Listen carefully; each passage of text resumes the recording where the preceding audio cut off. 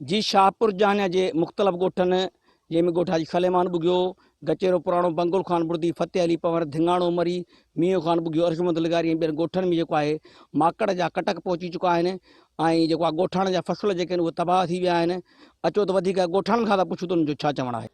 माकड़ 3-4 चक्कर आई आहे हिते फसलुनि खे तबाह करे, छो त सॼो आसमान माकाड़ हूंदी आहे जेको आहे सो हिते बोण मांझांदड़ी जुअर पर हर फसल ते तमामु नुक़सानु कयो आहे। असांजे ॻोठ में बि हींअर माकड़ आई आहे। ॻोठ हाजी सलेमान बुगियो में असांजा केतिरा ई फसल माना तबाह थी विया आहिनि। कमद जो जुअर ऐं मकायूं जेके बि असांजा फसल आहिनि उहे तबाह करे छॾिया था। असां दॿा वॼायूं था।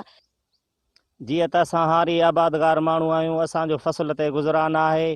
माकड़ अची वई आहे, जेका माकड़ असांजे फसल खे खाई तबाह करे छॾियो आहे। असां वफ़ाक़ी हुकूमत ऐं सिंध हुकूमत खे अपील था कयूं त माकड़ मार स्प्रे कराए असांजे फसल खे बचाए वञे। माकड़ हिते जेको आहे तमामु वॾी तबाही कई आहे। असांजा फसल, भाॼियूं, गाह, जुअर, मकाई, भींडियूं, गुआर मां जेको आहे सॼो फसल तबाह करे छॾियो आहे। असांजा ॿार बच्चा जेके आहिनि थाल दॿा खणी उनखे भॼाइण जी कोशिशि कनि था, उन बैदि बि जेको आहे हीअ नथी भॼे।